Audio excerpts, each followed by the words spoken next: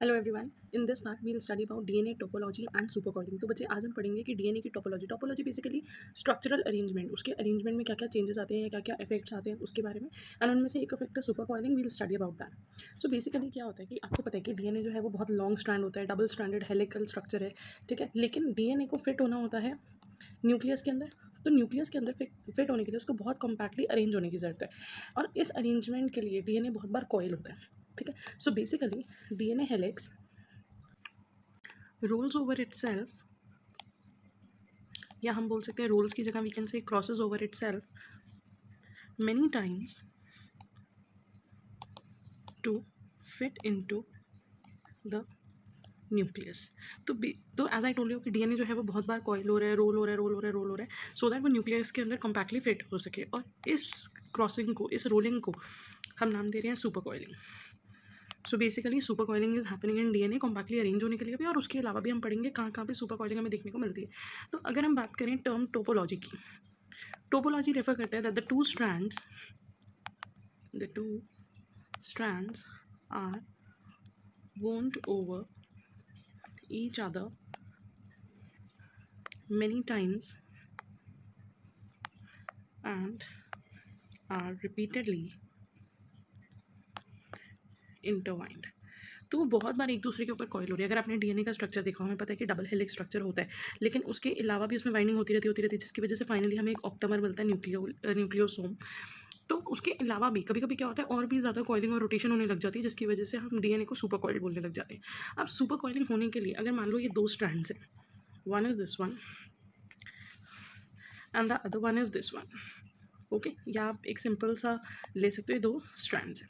अगर ये एक दूसरे के ऊपर कॉइल होते हैं, अगर हम यहाँ से इसको ट्विस्ट करना शुरू करते हैं तो क्या होगा, ये रोटेट होते रहेंगे, कोई प्रॉब्लम नहीं है, दूसरे दोनों एंड्स फ्री हैं, तो रोटेशन होती रहेगी, इट इज़ ईजी, उसमें कोई इशू नहीं आने वाला, कोई टॉर्शन, कोई स्ट्रेस, कुछ नहीं होने वाला। लेकिन अगर मान लो जो दो स्ट्रैंड्स है वो एक किसी पॉइंट से फिक्स है, किसी पॉइंट से जॉइन है, किसी सपोर्ट से, अब अगर हम इसको रोल करना स्टार्ट करेंगे तो यहाँ पे नॉट्स बनने शुरू हो जाएंगे। पहले तो ये रोल होगा, लेकिन स्टिल अगर हम उसे रोल करते जा रहे हैं तो कंडेंस होगा, कंडेंस होते होते यहाँ पे ये ऐसे अपने ऊपर ही कॉइल होने लग जाएगा, ठीक है। So this was result in DNA coiling या सुपर कॉइल। तो हम बोल सकते हैं there is a term called topological domains, topological domain. तो ये जो टोपोलॉजिकल डोमेन है, या ये जो टोपोलॉजी है, जो सुपर कॉइलिंग होती है, वो हमें वहीं देखने के लिए मिलती है जहाँ पे डीएनए की जो रोटेशन है वो रुक रही हो, वो लिमिट हो रही है। और वो क्यों लिमिट हो रही है, क्योंकि वो डीएनए का एक नहीं तो दोनों स्ट्रैंड, उनके एंड्स क्लोज है, मतलब कि वो एक दूसरे से ज्वाइन है। ऐसा भी हो सकता है, जैसे मैंने आपको बोला कि वो एक सपोर्ट से ज्वाइन है, दैट मीन्स वो दोनों यहाँ से ज्वाइन है बाय फॉस्फोडाइएस्टर लिंकेज। ऐसा भी हो सकता है कि डीएनए दोनों तरफ से ज्वाइन हो, इधर से भी ज्वाइन हो। फॉर एग्जाम्पल अगर हम सर्कुलर डीएनए की बात करते हैं, तो सर्कुलर डीएनए दोनों एंड से ज्वाइन है, उसका कोई भी एक भी एंड फ्री नहीं है। वेयर अगर हम हेलिक्स की बात करते हैं, तो चलो हेलिक्स का हम मान सकते हैं कि एक एंड जो होता है वो फ्री होता है, ठीक है। तो topological domains means DNA molecule that have limited rotation due to one or both ends being closed। तो या तो एक एंड क्लोज है या फिर दोनों एंड क्लोज हैं, जिसकी वजह से वहाँ पे क्या होगा कि जो रोटेशन है वो लिमिट हो जाएगी। एक टाइम के बाद उस रोटेशन की वजह से ओवर स्ट्रेस प्रोड्यूस होना स्टार्ट हो जाएगा, ठीक है। अब आगे बढ़ते हैं। तो अगर हम देखें इस बेसिस पे, जो हमारे पास डीएनए मॉलिक्यूल है वो दो फॉर्म में एग्जिस्ट कर सकता है, एक है रिलैक्स फॉर्म और दूसरी है supercoiled form. Relax form ना supercoiled form. Relax form का मतलब है कि यहाँ पे कोई भी टॉर्शन नहीं है, नो टॉर्शन, मतलब हमने कोई रोटेशन नहीं करी। अगर एक सर्कुलर डीएनए था इस टाइप से, तो ये जितने इसमें कॉइलिंग थी उतनी ही है, ना तो हमने उसे अनबाइंड करा है, ना तो हमने उसको ओवरबाइंड करा है। So DNA is completely relax. यहाँ जो डीएनए वो पूरी तरीके से रिलैक्स है। ये बेसिकली हमें देखने के लिए मिलता है क्लोज्ड सर्कुलर डीएनए। अगर हम क्लोज सर्कुलर डीएनए की बात करें तो वो रिलैक्स स्टेज में होता है जब उसके बीच में जो इंटरवाइनिंग है वो नॉर्मल है, मतलब कि close circular DNA is in relax state when there are only few intertwinings between the two strands. दोनों स्ट्रैंड्स के बीच में जो इंटरवाइनिंग है वो नॉर्मल है, मतलब कि ना तो हमने उसे बढ़ाया ना हमने उसे घटाया, तो हम उसे बोल देंगे रिलैक्स फॉर्म। अब एक और चीज़ आप यहाँ पे देख सकते हो, अगर हम बात करें तो ये कितनी बार कॉइल हो रहा है, एक बार, दूसरी बार, third, fourth, fifth, 6, 7 and 8। That means ये उसको जब क्रॉस कर रहे हो तो यहाँ पे अगर मैं कॉइलिंग काउंट करूँ, लेट्स से 8 टाइम्स कॉइल हो रहे हैं। दैट मीन्स एक नॉर्मल डीएनए में जो कॉइलिंग होनी है उसको हम रेफर कर सकते हैं उसका लिंकिंग नंबर। लिंकिंग नंबर को हम रिप्रेजेंट डिनोट करते हैं एल के से। तो यहाँ पे जो हमारा लिंकिंग नंबर है वो कितना है, 8। अगर हम इस लिंकिंग नंबर को बढ़ाते हैं, मतलब अगर हम इसे और कॉइल करते हैं और रोटेट करते हैं, या फिर हम इसे ऑपोजिट डायरेक्शन में रोटेट करते हैं ताकि जो इसकी रोटेशन है वो धीरे धीरे ओपन होनी शुरू हो जाए, दैट मीन्स हम उसकी रोटेशन को बढ़ा रहे हैं या उसकी रोटेशन को बढ़ा रहे हैं, कम कर रहे हैं, तब वो माना जाएगा सुपर कॉइल डीएनए। ठीक है, अब आ जाते हैं दूसरी साइड पे सुपर कॉइल डीएनए के बारे में। सुपर कॉइल डीएनए में क्या हो रहा है, व्हेन द 2 strands आर अनवाइंडेड, अगर हमने 2 strands को अनवाइंड करा तो क्या होगा, there will occur some structural deformities. तो जो स्ट्रक्चरल डिफॉर्मिटीज़ है मतलब उसके स्ट्रक्चर में जो है वो खराबियाँ आनी शुरू हो जाएंगी और ट्विस्ट आनी शुरू हो जाएंगे। And twists are added to the strands, उसकी वजह से स्ट्रैंड के अंदर ट्विस्ट आने शुरू हो जाएंगे। सो अब बेसिकली क्या होता है, मान लो अगर ये एक डीएनए हेलिक्स है, ठीक है, सॉरी,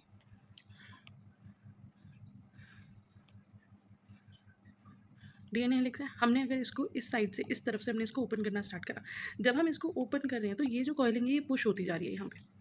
तो यहाँ उस रेप्लिकेशन फोक के अहेड ना हमें ज़्यादा कॉइलिंग देखने के लिए मिलेगी, ज़्यादा स्ट्रेस देखने के लिए मिलेगा।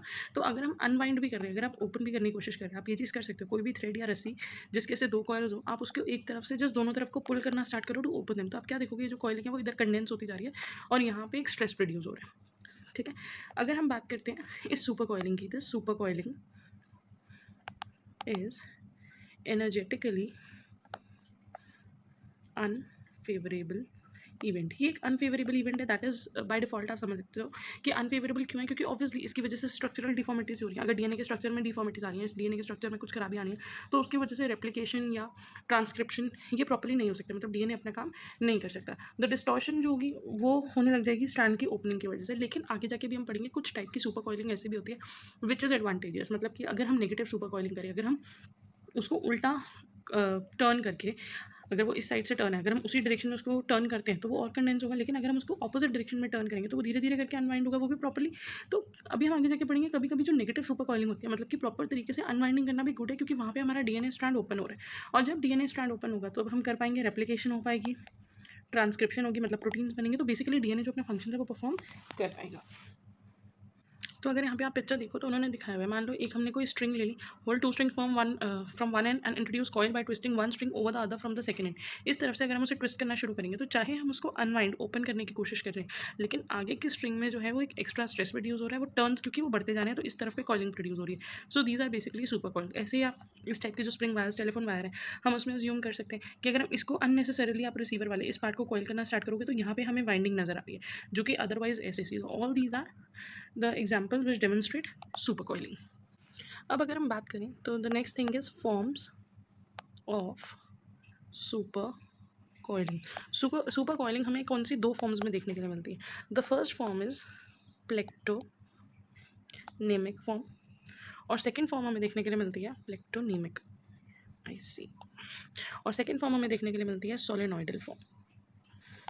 सोलेनॉइडल फॉर्म हमें देखने के लिए मिलेगी किनमें, यूकैरियोट में, क्योंकि उनका बेसिकली डबल स्ट्रैंडेड डीएनए होता है। और ये हमें देखने के लिए मिलती है प्रोकैरियोट, जैसे बैक्टीरिया वगैरह में, क्योंकि वहाँ पे हमारे पास सिंगल क्लोज सर्कुलर डीएनए होता है। ठीक है, तो यहाँ पे हमें इंटरबाउंडिंग जो है वो ये वाली जो होती है, जो प्लेक्टोनॉमिक होती है, दिस इज मोर स्टेबल, इसमें ज़्यादा डिस्टॉर्शन नहीं होती है। अगर आप इसको देखोगे तो it will be something like this, मतलब कि अगर एक सर्कुलर डीएनए था, हमने उसको, उसके 2 स्ट्रैंड्स थे, डबल स्ट्रैंडेड है, हमने उसको कॉइल करना स्टार्ट करा तो धीरे धीरे करके उसमें जो कॉइलिंग हुई, हम उसको और टर्न करते जा रहे हैं, तो फिर क्या हो रहा है, वो 8 बनना शुरू हो गया। हम उसको और कॉइल कर रहे हैं तो उसमें और टर्न आने लगे, जैसे भी हमने वो टेलीफोन वायर वाला देखा था। और यहाँ पे जो होता है वो इस टाइप का हमें देखने को मिलेगा।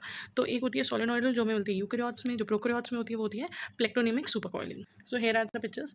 फर्स्ट वाली डेमोन्स्ट्रेट कर रही है प्लेक्टोनेमिक को, जहाँ पे जो सर्कुलर डीएनए होता है वो कॉइल हो के उसमें इंटरवाइनिंग होने लग गई। और जो डबल हेलिक्स है, सॉरी, जो पहले से मान लो डबल हेलिक्स है हमारे पास स्ट्रक्चर, उसमें अगर हमने करा तो हमें इस टाइप से वो और कॉइल कॉइल कॉइल होने लग गया।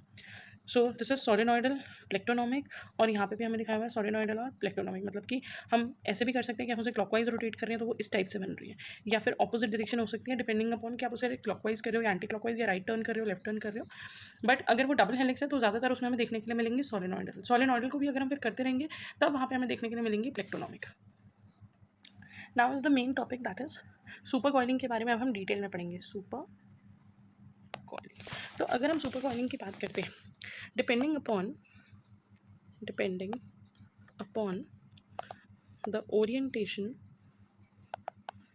ऑफ द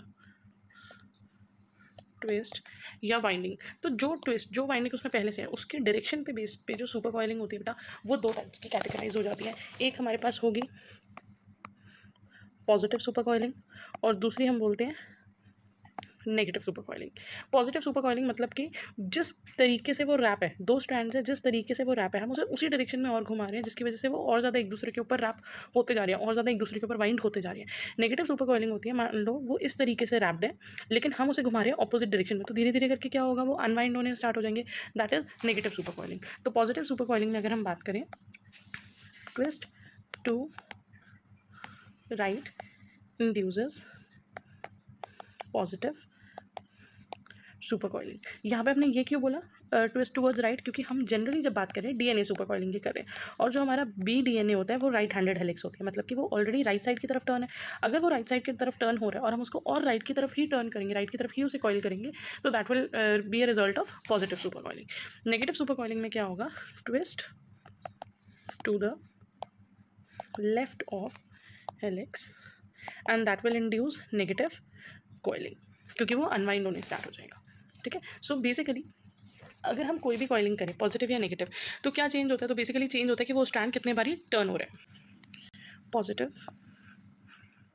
और negative super coiling changes the number of turns one strand of DNA goes over the other.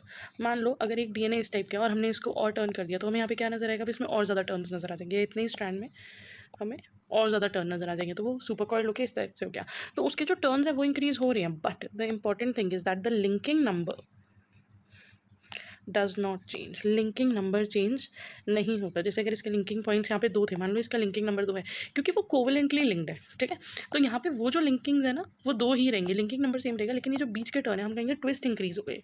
एक होता है ट्विस्ट या जिसको या उसके अलावा हम पढ़ते हैं रिथ, तो ट्विस्ट और रिथ इंक्रीज होते हैं या डिक्रीज होते हैं, बट लिंकिंग नंबर जो है वो स्टैंडर्ड है, लिंकिंग नंबर कभी भी चेंज नहीं होगा। लिंकिंग नंबर तभी चेंज हो सकता है अगर हम इस बॉन्ड को ब्रेक कर दें और इनको सेपरेट कर दें, तभी लिंकिंग नंबर इंक्रीज या डिक्रीज होता है। ठीक है जी, तो अब एक इंपॉर्टेंट टर्म है हमारे लिए लिंकिंग नंबर। तो आपको सुपर कॉइलिंग में ये समझ में आ गया कि दो स्ट्रैंड्स जो एक दूसरे के ऊपर ऑलरेडी बाउंड है हम उसको टर्न कर रहे हैं जिसकी वजह से वो एक दूसरे के ऊपर और बाउंड हो रहे हैं, या फिर हम उसे ऑपोजिट डायरेक्शन में टर्न कर रहे हैं सो दैट वो अनवाइंड हो, मतलब हम उनकी कॉइलिंग को या तो बढ़ा रहे हैं या तो घटा रहे हैं, दोनों ही चीज़ें होंगी पॉजिटिव और नेगेटिव सुपर कॉइलिंग रिस्पेक्टिवली।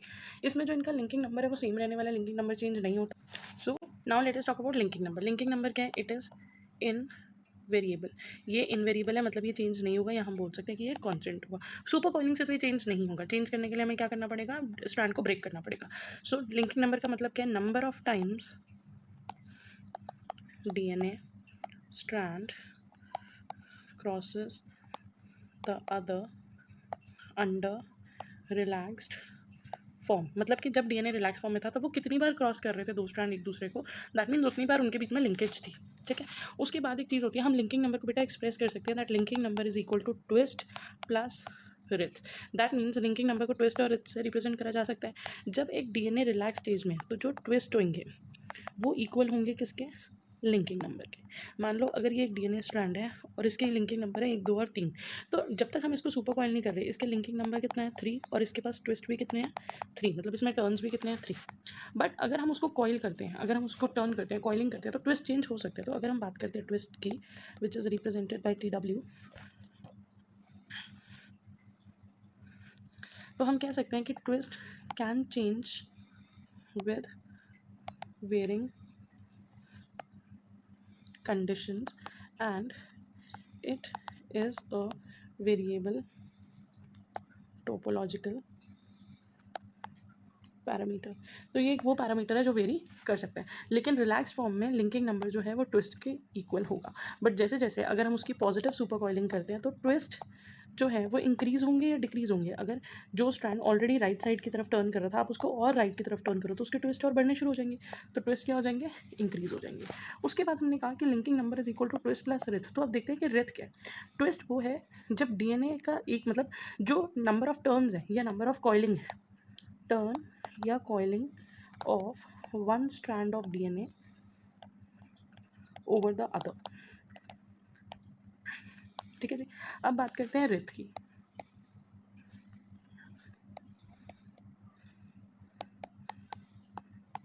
तो रिथ में क्या होता है, रिथ का मतलब है number of times double stranded helix cross over itself. कितनी बार वो हेलिक्स अपने ऊपर ही क्रॉस हो रहे हैं। मान लो हमने ये एक हेलिक्स पर, ठीक है, हमने इसको टर्न करा, टर्न करने से क्या हो गया, इसमें और ज़्यादा और ज़्यादा और ज़्यादा और ज़्यादा जो इसके टर्न्स थे वो इंक्रीज़ हो गए। हम इसको और घुमाते जा रहे हैं, घुमाने से धीरे धीरे करके क्या हुआ, ये ऐसे टर्न होने लग गया। ठीक है, मतलब ये स्पाइरल तो है ही, लेकिन अब ये और ज़्यादा अपने ऊपर ही रोल होने लग गया। ठीक है, आप ये एक्सपेरिमेंट करके देख सकते हो, कोई भी स्ट्रिंग लेके आप ये चीज़ ट्राई करके देख सकते हो, तो वो अपने ऊपर ही कॉइल होने लग जाएगी ना। जो कॉइलिंग अपने ऊपर ही हो रही है दैट इज रिथ। यहाँ पे जैसे 1 2 3 4 5 बार वो अपने ऊपर कॉइल हुए, तो वो क्या हो गए, उसके रिथ कितने हो गए, 5। ठीक है जी। तो ड्यूरिंग सुपर कॉइलिंग आपको याद रखना है कि लिंकिंग नंबर जो होता है during super coiling, linking number remains same but twists may increase और डिक्रीज। ठीक है, और अब रही बात रिथ की, तो रिथ का क्या सिग्निफिकेंस है कि DNA molecule introduces writhe to maintain linking number and to compensate उस स्ट्रेस को, उस टॉर्शन को कॉम्पनसेट करने का यही तरीका है फॉर अंडर या ओवर वाइंडिंग को, ओवर वाइंडिंग। ठीक है जी। तो लिंकिंग नंबर चेंज नहीं होता। तो अगर हम इसको एक पिक्चर से देखें, यहाँ पे हमें दिखाया हुआ है कि सबसे पहले रिलैक्स डीएनए, इसमें कोई ट्विस्ट नहीं है, तो ट्विस्ट भी जीरो है, रिथ भी जीरो है। हमने इसे कॉइल करना स्टार्ट करा तो ये इस दो स्ट्रैंड आपस में टर्न हुए, आप देख रहे हो पहले बिल्कुल एक दूसरे से कनेक्टेड नहीं थे, अब टर्न हो गए। टर्न हो गए तो ट्विस्ट कितने आए, एक, लेकिन रिथ नहीं आया। हम फिर भी टर्न कर रहे हैं तो धीरे धीरे करके ये ऐसे घूमने लग गए। तो अब इसके अंदर रिथ कितने आ गए, 1, लेकिन ट्विस्ट कितने में दिख रहे हैं, 0, क्योंकि ये पैरेलल ही चल रहे हैं। ठीक है, उसी तरह अगर हमने इसे और टर्न करा, पहले हमने सिर्फ 360 डिग्री टर्न करा था, अब हमने टर्न करा 720 डिग्री, 2 बार घुमा दिया, दैट मीन्स ट्विस्ट कितने आ गए, 2। फिर से और घुमाते जा रहे हैं, अगर हम इसको स्ट्रेच कर रहे हैं तो रिथ कितने हो गए, 2, उतने ही रिथ बन गए। सिमिलरली यहाँ पे आप देख सकते हो introduction of one positive twist which can change. अब अगर हम ऑपोजिट डायरेक्शन में घुमाते हैं सेम चीज़ हमें देखने के लिए मिलेगी, बस हमें फ़र्क क्या देखने के लिए मिलेगा कि जो रिथ है या जो ट्विस्ट है उसकी जो डायरेक्शन है वो ऑपोजिट है, अदरवाइज कुछ नहीं होगा। हम राइट घुमाएं लेफ्ट घुमाएं, लेकिन हाँ अगर ये सर्कुलर डीएनए नहीं होता, अगर ये डबल हेलिक्स डीएनए होता जैसे कि यूकेरियोट्स में होता, लीनियर डीएनए होता, तब फिर वहाँ पे रिथ बहुत बाद में बनते हैं, वहाँ पे मेनली कॉइलिंग ज़्यादा बढ़ जाती। ठीक है, और वहाँ पे डायरेक्शन मैटर करती है। अगर एक राइट हैंडेड हेलिक्स है और अगर हम उसे ट्विस्ट कर रहे हैं लेफ्ट हैंडेड की तरफ, टर्न कर रहे हैं लेफ्ट हैंडेड की तरफ, तो it will lead to unwinding, उसकी नेगेटिव सुपर कॉलिंग होगी, तो उस केस में रिथ इतनी जल्दी इतने ज़्यादा नहीं बनते। नेक्स्ट हमारा टॉपिक है एंजाइम्स इन सुपर कॉइलिंग। एंजाइम्स, तो अगर हम एंजाइम्स की बात करें तो हमें कौन से एंजाइम्स रिक्वायर्ड होते हैं, या जो एंजाइम सुपर कॉइलिंग में इन्वॉल्व होते हैं उन्हें बोलते हैं डीएनए टोपोआइसोमरेज। डीएनए टोपोआइसोमरेज, इनकी ज़रूरत क्या, these enzymes are required to help some part of DNA to open up. अगर हमें डीएनए को अनवाइंड करने की ज़रूरत है या ओवरवाइंड करने की ज़रूरत है, वहाँ पे ये ज़रूरी है। ये करते क्या है, they catalyse the unwinding and winding of DNA by introducing gene break। ये ब्रेक करके उसको टर्न करने में हेल्प करते हैं। They incise the DNA and thus helps in relaxing or coiling the DNA, ये उसको इंसाइज करते हैं कट करके, फिर या तो उसको और कॉइल करने में हेल्प करते हैं या उसको और रिलैक्स करने में हेल्प करते हैं डिपेंडिंग अपॉन द कंडीशंस। अगर हम बात करें डीएनए टोपो आइसोमरेजेस की, तो बेसिकली ये जो एंजाइम है डीएनए टोपो आइसोमरेज, इसके दो टाइप्स हमें देखने को मिलते हैं, टाइप 1 एंड टाइप 2।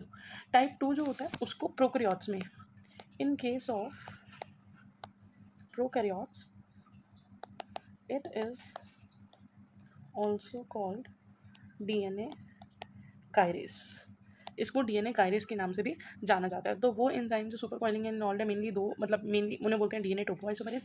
मेनली हमारे पास जो डीएनए टोपो आइसोमरेज हैं वो वैसे तो उससे ज़्यादा टाइप के भी अवेलेबल होते हैं, बट मेन जो हम बात कर रहे हैं वो किसकी बात कर रहे हैं, टाइप 1 एंड टाइप 2 की। अब अगर हम बात करें टाइप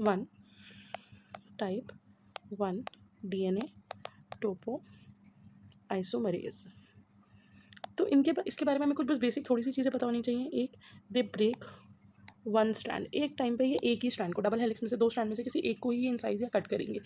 दे ऑल्सो इंक्लूड, इस टाइप में हमारे पास और टाइप्स आ जाते हैं, type 1, 3 and 5। They are ATP independent, मतलब कि यहाँ पे एनर्जी रिक्वायर्ड नहीं होती। ये रिस्पॉन्सिबल होते हैं, they are responsible for relaxing positive और नेगेटिव सुपर कॉइलिंग, मतलब कि ये टॉर्जन को रिलीज़ करने के लिए, जब डीएनए बहुत ज़्यादा स्ट्रेस में होता है, उसको अनवाइंड करना होता है, वो ऑलरेडी बहुत ज़्यादा पॉजिटिवली या नेगेटिवली सुपर कॉइल्ड है और उसको रिलैक्स स्टेट में लाना है, उस टाइम पे मेनली काम किसका आता है, टाइप 1 डीएनए टोपो आइसोमरेज का। और क्योंकि ये एक ही कट करते हैं तो दे चेंज द लिंकिंग नंबर, मैंने आपको बताया था कि लिंकिंग नंबर तभी चेंज हो सकता है अगर डीएनए के अंदर कट लगे। दे change the linking number by +और -1, मतलब या तो ये एक टर्न बढ़ा देंगे या ये एक टर्न कम कर देंगे, तो लिंकिंग नंबर को चेंज करते हैं बाय +और -1। इसका सबसे इंपॉर्टेंट रोल जो हमें देखने के लिए मिलता है वो देखने के लिए मिलता है रेप्लिकेशन में या ट्रांसक्रिप्शन में, मतलब कि जहाँ पे डीएनए को, क्योंकि रेप्लिकेशन में भी क्या होता है, जब डीएनए अनवाइंड होना शुरू होता है तो एज आई टोल्ड यू कि अगर रस्सी के दो स्ट्रैंड्स हैं और अगर हम उन्हें पुल अपार्ट करने की कोशिश करेंगे तो आगे के पार्ट में जो है वो ज़्यादा टॉर्शन और स्ट्रेस प्रोड्यूस होगा। तो इस पार्ट पे जो टॉर्शन और स्ट्रेस प्रोड्यूस होता है, जो रेप्लिकेशन फोक के अहेड जो प्रोड्यूस होता है, वहाँ पे अनवाइंडिंग की ज़रूरत पड़ती है, ठीक है। और डीएनए का अनवाइंड होना बहुत ज़रूरी है, अदरवाइज ये इंपॉर्टेंट प्रोसेस जो है वो नहीं हो पाएंगे। The next type which we are concern about is type 2 DNA topoisomerase 2 के बारे में, इसमें क्या कर रहे हैं, they produce 2 breaks in both strand, मतलब कि दोनों स्ट्रैंड में मतलब ये दोनों स्ट्रैंड में ब्रेक लगाते हैं। और टोटल कितनी ब्रेक्स लगा रहे हैं, 2। टोटल कितने कट लगा रहे हैं, 2। इसमें इंक्लूड कौन से होते हैं, it includes DNA gyrase, DNA gyrase इसमें इंक्लूडेड है, प्लस टाइप 4 इसमें इंक्लूडेड है और टाइप 6 इसमें इंक्लूडेड है। दीज आर ATP डिपेंडेंट, मतलब इनका जो काम है उसके लिए सेल को एनर्जी स्पेंड करनी पड़ती है। रिलैक्स डीएनए, ये या तो डीएनए को रिलैक्स करते हैं या फिर इंट्रोड्यूस करते हैं नेगेटिव सुपर कॉइलिंग। और क्योंकि ये 2 कट लगा रहे हैं तो एक ही टाइम पे दे change the linking number by 2 units, linking number जो है वो या तो 2 यूनिट्स बढ़ेगा या फिर 2 यूनिट कम होगा। तो जो भी इसके इंपॉर्टेंट फंक्शंस क्या है, ये कहाँ कहाँ पे काम आते हैं, क्रोमोसोम कंडेंसेशन में, क्रोमोसोम कंडेंसेशन में काम आते हैं जब न्यूक्लियोसोम्स वगैरह की फॉर्मेशन हो रही होती है। सेग्रीगेशन ऑफ डॉटर क्रोमोसोम्स के टाइम पे भी ये काम आते हैं। तो ये इंपॉर्टेंट डिफरेंस है डीएनए 1 और मतलब डीएनए 1 टोपो आइसोमरेज और डीएनए 2 टोपो आइसोमरेज में। With this we are done with the super coiling. I hope आपको ये लेसन समझ में आया होगा। सुपर कॉइलिंग और टोपोलॉजी के बारे में आपके कुछ कॉन्सेप्ट्स क्लियर होंगे। Thank you for watching.